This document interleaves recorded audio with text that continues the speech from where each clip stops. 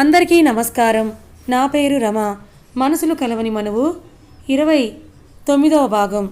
రచయిత సాహితీ మోహన్ గారు. వారి మాటలు అలా సాగుతూనే ఉండగా అప్పటిదాకా ప్రశాంతంగా ఉన్న అడవిలో ఒక్కసారిగా అలజడి మొదలై ఆకాశమంతా నల్లటి మేఘాలు కమ్ముకొని కారు చీకట్లు అలమటించగా తుఫాన్లు వచ్చేటువంటి బలమైన గాలి సుడిగుండాలుగా పెద్ద పెద్ద చెట్లని సైతం కదిలించి వేస్తూ వాళ్ళ వైపుకి దూసుకొచ్చింది. వాతావరణంలో సడన్గా జరిగిన ఆ మార్పులను అయోమయంగా చూస్తూ ఇందాకటి శివానందుల వారి మాటలు మననం చేసుకొని అది ఆ దుష్టశక్తి ప్రభావమేనని అర్థం చేసుకున్న రుద్రాష్ ఒక్కసారి మనసులో ఆ మహాదేవుని స్మరించుకొని ధైర్యంగా సుడిగాలికి ఎదురు నడవడం ప్రారంభించాడు. రుద్రాష్కి చేరువుగా వచ్చిన రక్తాక్షుడు తనకి సహాయం చెయ్యమని పంపిన దుష్టశక్తులు అప్పటికే తమ పని మొదలుపెట్టడంతో వాటిని రుద్రాష్ ఎలా ఎదుర్కొంటున్నాడో చూడదలిచి పక్కనే ఉన్న చెట్టుపై వాలి అతన్నే గమనిస్తూ ఉన్నాడు. అప్పటికే ఆ సుడిగాలి అతనికి చేరువుగా వచ్చేయడంతో కళ్ళలోకి వస్తున్న దుమ్ముకి చెయ్యి అడ్డుపెట్టుకుంటూ ఆ సుడిగాలికి ఎదురు నిలవగానే అతని మెడలోని రుద్రాక్ష నుండి మెరుపులాంటి శాంతి ఒక్కసారిగా వెలుగులు విరజిమ్ముతూ బయటికి వచ్చి క్షణకాలంలో పెద్ద ఖడ్గంలా మారి రుద్రాంశ్ పొద్దు గాలిలా తేలుతూ నించుంది. సడన్గా తన ముందు వచ్చిన ఖడ్గాన్ని చూసి ఆశ్చర్యపోతున్న రుద్రాంశ్ని గమనించిన శివానందుల వారు, రుద్ర, ఆ ఖడ్గాన్ని అందుకో. శత్రు సంహారానికై నీకు ఆ మహేశ్వరుడు అందించిన ఆయుధం అది. దాంతో ఆ దుష్టశక్తులతో అడ్డు తొలగిస్తూ నీ పయనాన్ని కొనసాగించు అని అన్నారు. ఆ మాటలు విని తన ముందున్న ఖడ్గాన్ని చేతిలోకి తీసుకొని కళ్ళకు అద్దుకొని దానితో సుడిగాలిపై దాడి చేయడం ప్రారంభించాడు రుద్రాంశ్ దాడి ప్రారంభించగానే ఆ ఖడ్గంలోని శక్తికి ఎక్కువసేపు తాళలేక వాటిలోని శక్తి సన్నగిలుతూ ఉండడంతో సుడిగాలి రూపంలో ఉన్న దుష్టశక్తులన్నీ హాహాకారాలు చేస్తూ అక్కడి నుండి దూరంగా పారిపోయాయి. అవి వెళ్ళగానే అప్పటిదాకా భీకరంగా ఉన్న వాతావరణం ఒక్కసారిగా ప్రశాంతంగా మారిపోయి మునిపట్ల అయిపోయింది. అలా అవగానే మరోసారి చుట్టుపక్కల ఉన్న పరిసరాలను పరిశీలిస్తూ ఆ ఖడ్గాన్ని జాగ్రత్తగా పట్టుకొని శివానందుడి వైపు చూసి వెళ్దాం పదండి స్వామి అంటూ ముందుకు అడుగులు వేశాడు రుద్రాష్. ఆయన కూడా అతని వెనకే అడుగులు వేస్తూ ఒక్కసారి వెనక్కి తిరిగి రక్తాక్షుడు కూర్చున్న చెట్టును చూసి చిద్విలాసంగా నవ్వుతూ ముందుకు సాగిపోయారు. శివానందుల వారు అప్పటికే అన్ని శక్తులతో ఏమాత్రం తొనకకుండా వెనకకుండా ఎదురుదాడి చేసిన రుద్రాంశను చూసి కోపంతో రగులుతున్న రక్తాక్షుడు శివానందుడి నవ్వుని చూసి ఇంకా కోపోద్రక్తుడై అడివంతా దద్దరిల్లేలా అరుస్తూ తన పొడవాటి రెక్కల్ని చాచి గాలిలోకి ఒక్కసారిగా ఎగసి నోటి నుంచి నిప్పులు కక్కుతూ అడ్డుగా ఉన్న చెట్లని దహించి వేస్తూ రుద్రాంశ్ని అడ్డుకోవడానికి స్వయంగా తానే ముందుకు కదిలాడు. చుట్టూ చూస్తూ నడుస్తున్న రుద్రాంశ్ రక్తాక్షుడి అదుపులు విని వెనక్కి తిరిగి పైకి చూసేసరికి ఒక పెద్ద పక్షి ఆకారం ఎర్రటి కలతో నోటి నుండి నిప్పులు విరజిమ్ముతూ తమ వైపుకి రావడం చూసి ఆశ్చర్యపోయాడు రుద్రాంశ్. అతను తేరుకొని రక్తాక్షుడిపై దాడి చేయాలనే ఆలోచనకు వచ్చేలోగానే రక్తాక్షుడు రుద్రాంశను చేరుకొని పెద్దగా అరుస్తూ తన కాళ్ళతో అతన్ని పట్టుకొని గాల్లోకి ఎగసి ఒక్క ఉదుటున దూరంగా విసిరికొట్టాడు. అలా విసరగానే ఆ ఫోర్స్కి చెట్లని కొట్టుకుంటూ విసురుగా నేలని తాకాడు రుద్రాంశ్. చాలా ఎత్తు నుంచి పడటంతో ఒళ్ళంతా దెబ్బలు తగిలి బాధతో మూలుగుతూ పైకి లేవడానికి ప్రయత్నించాడు. కానీ అతన్ని తేరుకోనివ్వకుండానే మళ్ళీ రుద్రాంశ్ మీద దాడి చేయడానికి వెళ్ళాడు రక్తాక్షుడు. కానీ ఈసారి దాని రాకని ముందే గమనించిన రుద్రాంశ్ రక్తాక్షుడి పంజాకి చిక్కకుండా వెంటనే పక్కకి దొర్లి తన చేతిలో ఉన్న ఖడ్గంతో కాళ్లపై దాడి చేశాడు. ఆ వేటుకి వేలన్నీ ఒక్కసారిగా తెగిపడిపోవడంతో పెద్దగా అరుస్తూ రివ్వున పైకి లేచి మరింత కోపంతో రుద్రాంశ్పై నిప్పులు చిమ్ముతూ అతన్ని పట్టుకోవాలని శతవిధాలా ప్రయత్నించాడు రక్తాక్షుడు. కానీ చాలా అప్రమత్తంగా ఉన్న రుద్రాంశ్ ఆ రక్తాక్షుడి దాడి చిక్కకుండా తప్పించుకుంటూ ఎదురు దాడి చేస్తూ ఈసారి రెక్కలపై తన కత్తిని దించాడు. అతని శక్తిని చూసి మరింత కోపం పెంచుకుంటూ తన దేహం ఛిద్రమవుతున్నా ఏమాత్రం తగ్గకుండా ఎదురుదాడి చేస్తూ ఒక్కసారిగా కింద పడిపోవడం చూసి ఆ నిప్పులు కప్పల రుద్రాంశ్ని కప్పేయడం క్షణకాలంలో జరిగిపోయాయి. అది చూసిన రక్తాక్షుడు రుద్రాంశ్ తనని అంతమొదించానని సంతోషంతో దిక్కులు పెక్కటిల్లేలా అరుస్తూ ఉంటే అతనికి ఏమైందోనని కంగారుగా రుద్ర అంటూ ఆ నిప్పుల దగ్గరికి వెళ్ళారు శివానందుల వారు. కానీ ఆయన 2 అడుగుల దూరంలో ఉండగానే అక్కడ జరిగిన చర్యకి శివానందుడి మొహంలో చిరునవ్వు వెరవగా అప్పటిదాకా సంతోషంతో ఉన్న రక్తాక్షుడి కళ్ళు ఒక్కసారిగా రక్తస్రావంతో ఎర్రగా నిండిపోయాయి. రుద్రాంశ్ కింద పడగానే రక్తాక్షుడు ఒక్కసారిగా నిప్పులు కురిపిస్తూ అతన్ని చేరే క్షణంలో తన మెడలోని రుద్రాక్ష నుంచి రక్షణ కవచం వెలువడి బెలూన్లా మారి అతన్ని పూర్తిగా కప్పేసింది. దాంతో ఆ నిప్పుల వలయం మీద చేరిపోయి ఆగిపోయాయి. అది గమనించిన రుద్రాంశ్ తన వెన్నంటే ఉన్న ఆ మహాదేవుడికి చేతులు జోడించి మునుపటి కంటే ఎక్కువ శక్తిని కూడదీసుకొని ఒక్కసారిగా ఆ నిప్పులను చీల్చుకుంటూ గాల్లోకి లేచి రెప్పపాటు వేగంతో తన చేతిలోని ఖడ్గాని రక్తాక్షుడి కంట్లో దించాడు. అంతే, అప్పటిదాకా ఎగిరిపడుతూ రుద్రాంశ్ని అంతం చేశానన్న భ్రమలో ఉన్న రక్తాక్షుడు అతను తన ఆయువు పట్టైన కంటిని చిత్రం చేయడంతో తనలోని క్షుద్రశక్తి రక్తంలా మారి బయటకు వెళ్ళిపోవడం ప్రారంభించగానే బాధగా హాహాకారాలు చేస్తూ గాల్లో ఉన్నదల్లా ఒక్కసారిగా కుప్పకూలినట్లుగా నేలని తాకగానే శరీరం అంతా మంటలు వ్యాపించడం మొదలై వాళ్ళు చూస్తూ ఉండగానే మంటల్లో ఆ శరీరం కాలి బూడిదై ఆ బూడిదతో సహా అణువంతా కూడా రక్తాక్షుడి ఉనికి ఎక్కడా కనపడకుండా గాల్లో కలిసి మాయమైపోయింది. అప్పటిదాకా యుద్ధ వాతావరణంతో భయానకంగా ఉన్న ప్రదేశమంతా రక్తాక్షుడి మరణంతో ప్రకృతిలో కలిగిన మార్పులు కూడా కుదుటపడి ఆ అరణ్యమంతా ఎప్పటిలా ప్రశాంతతని సంతరించుకొని యథాస్థితికి చేరుకోవడం చూసి రుద్రాష్ భుజాన్ని తడుతూ నీ శక్తికి మించి ఆ క్షుద్రశక్తికి ఎదురు నిలిచి పోరాడి నీ ముందున్న అతిపెద్ద గండాన్ని దాటావు రుద్ర. ఇలా నీ సమయస్ఫూర్తితో నేను నిలరించే దుష్టగణాలను తరిమికొట్టి నీ గమ్యానికి చేరుకో విజయోస్తు అని నవ్వుతూ అతని దీవించి ముందుకు నడిచారు శివానందుల వారు. ఆయన మాటలు విని ఏదో ఆలోచిస్తూ చుట్టూ ఉన్న పరిసరాలను ఒకసారి గమనించి అక్కడంతా మామూలుగానే అనిపించడంతో శివానందుల వారిని అనుసరిస్తూ ముందుకు అడుగులు వేశాడు రుద్రాష్. ఇక్కడ గుహలో తనని చూసి భయపడ్డ శాంభవిని చూసి పెద్దగా నవ్వుతూ, నన్ను చూసి ఇంతలా భయపడుతున్న నీవు ఆ పరాశక్తి అంశవి అంటే నమ్యశక్షంగా లేదు బాలా అన్నారు భైరవుడు. అప్పటికే ఆ పరిసరాలని చూసి కాళీమాత విగ్రహాన్ని భైరవుడి వాలకాన్ని చూసి బెదిరిపోతున్న శాంభవి అతని మాటలు ఏమీ అర్థం కాక భయంగా చుట్టూ చూస్తూ, ఎవరు నువ్వు, ఏం మాట్లాడుతున్నావు, అసలు నన్ను ఎక్కడికి తీసుకొచ్చారు, మీరు ఎందుకు తీసుకొచ్చారు అంటూ ప్రశ్నల వర్షం కురిపించింది శాంభవి. ఆమె మాటలు విని నవ్వుతూ, కాపాలిక పౌర్ణమి గడియలు సమీపిస్తున్నాయి, హోమానికి ఏర్పాట్లు చేయి అని ఆయన చెప్పి అక్కడి నుండి వెళ్ళిపోయాడు భైరవుడు.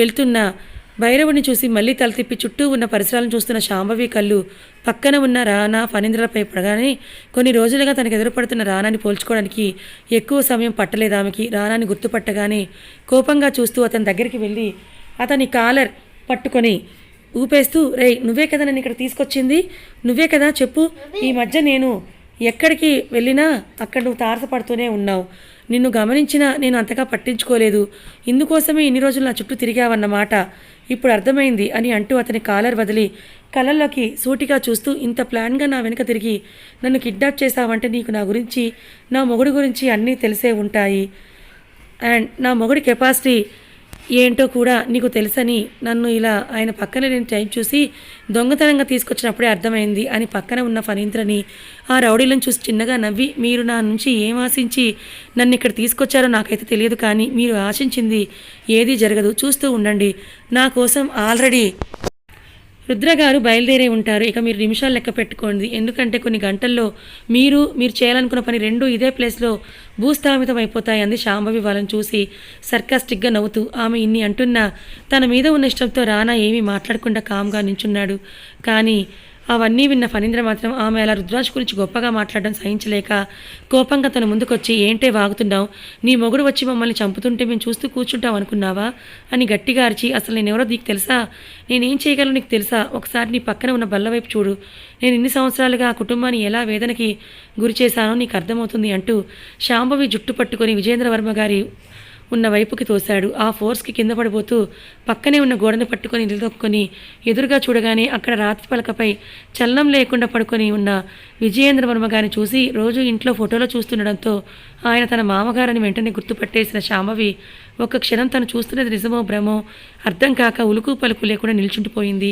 కదలకుండా నుంచిన తనని చూసి కన్నింగా నవ్వుతూ, చూసావుగా ఆ ఇంటి కోడలివి, ఆయనెవరో నేను నీకు పరిచయం చేయాల్సిన అవసరం లేదనుకుంటా అంటూ ఇన్నేళ్లుగా ఎవరైతే మీ మధ్య లేరు అని అనుకొని బాధపడుతూ ఉన్నావో వాళ్ళందరినీ ఆ కుటుంబానికి దూరంగా చేసింది నేనే, మొగుడు బ్రతికుండగానే మా చెల్లెమ్మని, అదే మీ అత్తయ్యని విధవరాలిగా బ్రతికేలా చేసింది నేనే, మీ బావగారు మీ మామగారు అక్క కాని అక్క నువ్వు పెంచుకున్నావే నీ కూతురు కాని కూతురు వీళ్ళందరూ వస్తున్న కార్కి యాక్సిడెంట్ చేసింది నేనే, ఇప్పుడు నువ్వు గొప్పగా చెప్తున్నావే నీ మొగుడు రుద్రాంష్కి కూడా నవ్వు అంటే ఏంటో మర్చిపోయి ఇన్నాళ్ళు మరబొమ్మలా కోపిష్లా బ్రతికిలా చేసింది కూడా నేనే అని కోపంగా శాంభవి వైపు చూస్తూ, ఇప్పుడు చెప్పు, ఇన్ని చేసినా నాకు నీ మొగుడిని ఎదుర్కోవడం పెద్ద విషయమేమీ కాదు, కానీ నాకు కావాల్సిన పనికి నువ్వు అవసరం కాబట్టి నేను ఇక్కడి దాకా తీసుకొచ్చాను, అంతేకాని నీ మొగుడికి భయపడి నిన్ను అడ్డం పెట్టుకొని వాణ్ణేదో చెయ్యాలని మాత్రం కాదు, అర్థమైందా అని అంటూ అక్కడి నుండి వెళ్ళిపోవడానికి 4 అడుగులు వేసినవాడు కూడా మళ్ళీ ఏదో గుర్తుకొచ్చినట్టుగా వెనక్కి వచ్చి,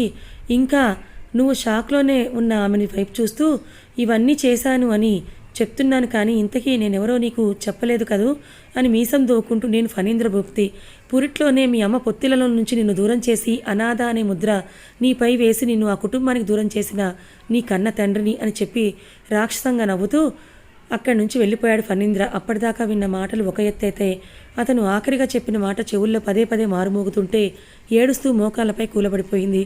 అసలు ఈ లోకంలో లేనట్టు అలా ఎంతసేపు ఉందో తనకే తెలియకుండా ఉండిపోయిన ఆమె తన తలపై ఎవరిదో ఆత్మీయమైన స్పర్శ తగలటంతో ఉలిక్కిపడి వెనక్కి తిరిగి చూసిన శాంభవి తన వెనుక నుంచొని ఆమె వైపే ప్రేమగా చూస్తున్న వ్యక్తిని చూసి ఆనందాశ్చర్యాలతో అలాగే చూస్తూ ఉండిపోయింది. తన వైపే రెప్పవేయకుండా చూస్తున్న శాంభవిని చూసి చిన్నగా తవ్వుతూ లే తల్లి అంటూ ఆమె చేయి పట్టుకుని నుంచోపెట్టి ఆమె కళ్ళు తుడుస్తూ వదు తల్లి ఏడవకు, అసలు నువ్వు ఇప్పుడు ఎందుకు ఇలా ఏడుస్తున్నావు? ఆ దుర్మార్గుడి మాటలు విని నువ్వు ఇలా బాధపడితే ఎలా? వాడు ఇప్పుడు నీకు ఈ విషయం చెప్పింది కూడా నీ మనసుని కకలావికలం చేసి నిన్ను బలహీనపరచాలనే. మనసు బాధలో ఉన్నప్పుడు మెదడు చురుగ్గా పనిచేయ తల్లి. ఆ పద్ధతినే వాడు ఇప్పుడు నీపై ప్రయోగిస్తున్నాడు. ఇప్పుడు చెప్పు, నువ్వు వాడు కోరుకున్నట్టుగా బలహీనపడిపోయి వాళ్ళు ఆశిస్తున్నవి చేజిక్కించుకునేలా చేస్తావా? నీ భర్త ఓటమికి నువ్వే పునాది వేస్తావా అన్నారు విజయేంద్రవర్మ గారు. ఆ మాటలు విని తన కళ్ళు తుడుచుకుంటూ, లేదు మావయ్య గారు, అలా ఎప్పటికీ జరగనివ్వను. కానీ ఇన్నాళ్ళు నేను ఒక అనాథనని, నాకెవరూ లేరనుకుంటూ పెరిగాను. అలాంటిది ఇప్పుడున్నట్టుండి నేను నీ తండ్రిని ఆస్తి కోసం మీ అమ్మను నిన్ను దూరం చేశాను, నీ కుటుంబాన్ని చిన్నాభిన్నం చేశానని చెప్తూ ఉంటే ఇన్నాళ్ళు అనాథని అనుకున్న నాకు ఒక కుటుంబం ఉందని, అందులోనూ ఇంత కసాయివాడి కడుపున పుట్టానని తెలిసేసరికి బాధ. దీనికంటే నేను అనాథ అని చెప్పుకుంటేనే సంతోషంగా ఉండేదాన్నేమో. మిమ్మల్ని అందరినీ ఇంతగా బాధించిన అతను నా తండ్రి అని నాకు ముందుగా తెలిస్తే నేను మీ అబ్బాయిని పెళ్లి చేసుకోవడానికి ఒప్పుకునేదాన్ని కాదు మావయ్య అని నన్ను క్షమించండి అని అంది శాంభవి కన్నీళ్లతో ఆయన వైపు చూస్తూ. చాచా, అవేం మాటలు తల్లి, ఒకటి గుర్తుపెట్టుకో, నువ్వు వాడి ఒక్కడికే కూతురివి కాదమ్మా, నా చెల్లెలి కూతురివి, నా రక్త సంబంధానివి తల్లి నువ్వు. అయినా నిన్ను క్షమించడం ఏంటమ్మా? వాడు చేసిన పనులకు నువ్వెలా బాధ్యురాలు అవుతావు చెప్పు? నిజం చెప్పాలంటే నేనే నీకు క్షమాపణలు చెప్పుకోవాలి. నేను వాడి గురించి బాగా తెలుసుకోకుండా నా చెల్లెల్నిచ్చి పెళ్లి చేశాను. చేశాక కూడా వాడి దుర్బుద్ధిని గ్రహించక ఇంకో పొరపాటు చేశాను. నేనే కనుక వాడి కపటబుద్ధిని ముందే తెలుసుకొని ఉంటే ఆ రోజు మీ అమ్మ అలా అర్ధాంతరంగా చనిపోయేది కాదు. ఇన్ని రోజులు నువ్వు ఇలా అనాథగా బతకాల్సిన అగత్యం ఉండేది కాదు. దీనికి నువ్వే నన్ను క్షమించాలి తల్లి అన్నారు విజయేంద్ర గారు బాధగా. లేదు మావయ్య గారు, మీరు పెద్దవారు, మీకు ఇలా మాట్లాడడం ఏంటి అంటూ ఆయన చేతులు పట్టుకొని, జరిగిందేదో జరిగిపోయింది. ఇప్పుడు నాకు చాలా సంతోషంగా ఉంది మావయ్య గారు. ఇక నేను అనాథని కాదు, నాకు ఒక కుటుంబం ఉంది అంది ఆనంద బాష్పాలతో. అవును తల్లి అని ఆయన ఆప్యాయంగా ఆమెను చూసి నవ్వుతూ, కానీ మావయ్య గారు, వీళ్ళని ఇక్కడికి ఎందుకు తీసుకొచ్చారు? అసలు మనం ఇప్పుడు ఎక్కడ ఉన్నాం? వాళ్ళు నా నుంచి ఏదో ఆశిస్తున్నారని మాత్రం అర్థమైంది. ఏంటది? అసలు ఏం భయంకరంగా ఉన్న ఆ వ్యక్తి ఎవరు అని అంటూ తన మెదడులో తిరుగుతున్న ప్రశ్నలన్నీ అడిగేసింది శాంభవి ఆయన్ని. చెప్తానమ్మా, ఇవి తెలుసుకుంటేనే నువ్వు చేయవలసిన కార్యాన్ని సక్రమంగా చేయగలవు అని అంటూ ఆ శివాలయం గురించి, వాళ్ళ పూర్వీకుల గురించి, వస్తున్న ఆచారం గురించి, ఇప్పుడు ఫణీంద్ర చేయాలనుకుంటున్న అక్రమం గురించి, భైరవుని కోరిక గురించి అన్నీ కూడా పూసుకొచ్చినట్టుగా శాంభవికి చెప్తారు విజయేంద్రవర్మ గారు. ఆయన చెప్పిందంతా విని ఆశ్చర్యపోతూ, అందుకేనేమో నేను మొదటిసారి ఆ ఆలయానికి వెళ్ళినప్పుడు అక్కడి ప్రదేశం నాతో ఏదో చెప్పాలనుకుంటున్నట్టుగా అనిపించింది అని. అయినా వాళ్ళు ఇంత దారుణం చేయాలనుకుంటున్నారా? లేదు మావయ్య గారు, వాళ్ళు కోరుకున్నదేది జరగనివ్వను అంటూ ఆయన వైపు చూసి, నాకు తెలిసి ఈ సమయానికి రుద్రగారి అడవికి చేరుకునే ఉంటారు. వీళ్ళ ఆటలేవి సాగనివ్వరు. వినాశకాలే విపరీత బుద్ధి అని వాళ్ళ చావుని వాళ్ళే కోరుకుంటూ ఇక్కడ దాకా వచ్చారు. దాన్ని మనం ఆపడం ఎందుకు? వాళ్ళు కోరుకున్నట్టుగా వాళ్ళను ఈ కాళీమాతకే బలిద్దాం అంది ఎర్రని కళ్ళతో ఆ నిలువెత్తు కాళీమాత విగ్రహం వైపు చూస్తూ. రక్తాక్షుని సంహరించి తిరిగి మళ్ళీ అడవిలో వాళ్ళ ప్రయాణం మొదలుపెట్టారు శివానందుడు, రుద్రాంశ్. చుట్టూ ఉన్న పరిసరాలను ఒక కంటితో గమనిస్తూ, బహుశా ఇంకా మనకి ఏ అడ్డంకి రాదేమో స్వామి, ఇక్కడంతా మామూలుగానే ఉంది, ఇక మనము త్వరగా ఆ భైరవి గుహకి చేరుకోవాలి అని అంటున్న రుద్రాంశ్ని చూసి నవ్వుతూ, లేదు రుద్ర, నువ్వు పొరపడుతున్నావు. నువ్వు పౌర్ణమి గడవలోపు అక్కడికి చేరుకుంటే వాడు అనుకున్న పని సవ్యంగా జరగదని ఆ భైరవుడికి బాగా తెలుసు. అందుకే నిన్ను నిలువరించే ప్రయత్నాలు ఆఖరి క్షణం వరకు చేస్తూనే ఉంటాడు. నువ్వు వాటిని ఎదుర్కోవడానికి సిద్ధంగా మరియు అప్రమత్తంగా ఉండాలి అన్నారు శివానందుల వారు. వాళ్ళు అలా మాట్లాడుతూ ముందుకు నడుస్తూ ఉండగానే తమ చుట్టూ ఉన్న చెట్ల మీద నుంచి విచిత్రమైన శబ్దాలు రావడం మొదలయ్యాయి. అవి విన్న వెంటనే అప్రమత్తమైన రుద్రాంశ్ ఆ పరిసరాలన్నీ నిశ్చితంగా గమనించాడు. అప్పుడే చూడటానికి గబ్బిలంలా ఉన్న నల్లటి ఆకారం వారి మీదకి దూసుకొచ్చింది. ఆ చూపుకి గబ్బిలంలా ఉన్నా కూడా పెద్ద రాబందు అంత పరిమాణం కలిగి పొడవాటి గోళ్ళు కలిగిన కాలు, నీలిరంగు కళ్ళు, రెండుగా చీలిన పొడవాటి నాలుకతో శరీరమంతా ముళ్ళు కలిగి భీకరంగా శబ్దం చేస్తూ ఉంది. ఆ వింత ఆకారాన్ని చూడగానే అర్థమైపోయింది తనకి అది కూడా భైరవుడు పంపిన క్షుద్రశక్తి అని. అది చాలా వేగంగా అతని మీదకు దూసుకొచ్చి తన కాళ్ళతో రుద్రాజ్ని పట్టుకోవడానికి ప్రయత్నించింది. కానీ ఆ అవకాశం దానికి ఇవ్వకుండా దాని పంజాను తప్పించుకొని తన చేతిలోని ఖడ్గంతో ఆ దుష్టశక్తి మీద దాడి చేశాడు రుద్రాంశ్. ఆ ఖడ్గం దాని రెక్కకు తగలడంతో ఒక్కసారిగా ఆ రెక్క తెగి నేలరాలగా గాయం తగిలిన చోటు నుంచి నీలిరంగు ద్రవం కారటం మొదలైంది. అది చూసి రుద్రాంశ్ ఆశ్చర్యపోతుండగానే ఆ గాయపడ్డ గబ్బలం పెద్దగా అరవగానే కొన్ని వందల సంఖ్యలో ఆ గబ్బిలాన్ని పోయిన ఆకారాలు తన చుట్టూ చేరిపోయాయి. ఒక్కసారిగా చుట్టుముట్టిన ఆ గబ్బిలాలను చూసి, స్వామి మీరు కాస్త ఎడంగా జరగండి అంటూ తన చేతిలోని ఖడ్గాన్ని ఉపయోగించి వాటి మీద దాడి చేయడం మొదలుపెట్టాడు రుద్రాంశ్. అతను చేస్తున్న గాయాలను కూడా లెక్క చేయకుండా అవి కూడా రుద్రాంశ్పై ఎదురు దాడి చేస్తూనే ఉన్నాయి. అలా తను ఎన్నింటినీ అంతం చేసినా మళ్ళీ కొత్తవి పుట్టుకురావడం చూసి ఇలా వీటిని అంతం చేయడం అసాధ్యమని తెలిసిపోయింది అతనికి. ఒక పక్క వాటితో తలపడుతూనే వీటిని ఎలా అంతం చేయాలా అని ఆలోచిస్తున్న రుద్రాంశ్ అవన్నీ ఒకవైపు నుంచే వచ్చి తనని చుట్టుముట్టడం గమనించాడు. అది చూసి ఏదో ఆలోచన రాగా తనకు వాటిని చంపుతూనే అవి వస్తున్న వైపుకి ఎదురుదాడి చేసుకుంటూ వెళ్ళాడు. అలా కొంచెం ముందుకు వెళ్ళిన అతనికి వింతైన ఆకారంలో ఒక పెద్ద చెట్టు కనిపించింది. ఆ చెట్టు కొమ్మల నుంచి ఈ గబ్బిలాలు పుట్టుకురావడం గమనించి చాలా ఆశ్చర్యంగా అనిపించింది రుద్రాజ్కి. ఒక పక్క అలుపెరగని పోరాటం చేస్తూనే వీటిని సమూలంగా ఎలా నాశనం చేయాలని ఆలోచిస్తున్న రుద్రాజ్ని వెనుక నుంచి ఒక గబ్బిలం తన కాళ్ళతో పట్టుకొని ఆ చెట్టు వైపుకి ఈడ్చినట్టుగా లాక్కెళ్తోంది. దాని పంజా నుంచి విడిపించుకోవడానికి ప్రయత్నిస్తూ తన కాలిని బలంగా నేలకి తాకించి ఆపుకోవాలని ప్రయత్నించాడు రుద్రాజ్. కానీ దాని బలం ముందు ఆగలేకపోయాడు. కానీ ఏమాత్రం తన ప్రయత్నాన్ని ఆపకుండా చేతిలోని ఖడ్గాన్ని కూడా సాయం తీసుకుంటూ దానిని నేలపై గుచ్చి దాని సాయంతో తను నిలువరించుకోవాలని చూశాడు. అది నేలకు తాకలేదు. కానీ పక్కనే ఉన్న ఎత్తైన బండరాయిపై రాపిడి చేస్తూ అతనితో ముందుకొచ్చింది. కానీ ఆ రాపిడి వల్ల అక్కడ నిప్పులు రావడం మొదలైంది. అలా జరగగానే అప్పటిదాకా తనని పట్టుకున్న గబ్బిలం అతన్ని వదిలేసి పైకి ఎగిరిపోగా చుట్టూ ఉన్న మిగతా గబ్బిలాలు కూడా ఆ నిప్పుల నుంచి ఒక్కసారిగా దూరం జరిగాయి. అప్పటిదాకా అతన్ని ఏదో చేయాలని ప్రయత్నించిన గబ్బిలాలు నిప్పుని చూసి అలా దూరం జరగడంతో వాటికి నిప్పంటే భయమని, అదే వాటిని పూర్తిగా నాశనం చేయగల ఆయుధం అని రుద్రాజ్కి తెలిసిపోయింది. కథ ఇంకా ఉంది. మొత్తానికి శాంభవికి తన జన్మరహస్యం తెలిసింది. మరి శాంభవి వాళ్ళకి అనుకూలంగా ఉంటూనే భైరవుణ్ణి అంతమొందించడానికి ఏం చేయబోతుంది? మరి సమయానికి రుద్రాజ్ అక్కడికి చేరుకోగలుగుతాడా? శాంభవిని కాపాడగలుగుతాడా లేదా తెలుసుకోవాలనుకుంటే మన ఛానల్ని ఫాలో అవ్వండి. కథ నచ్చితే లైక్ చేయండి, కొంతమందికి షేర్ చేయండి. ఇలాంటి మరిన్ని మంచి కథల కోసం మన ఛానల్ని సబ్స్క్రైబ్ చేసుకోండి. Thank you so much for watching.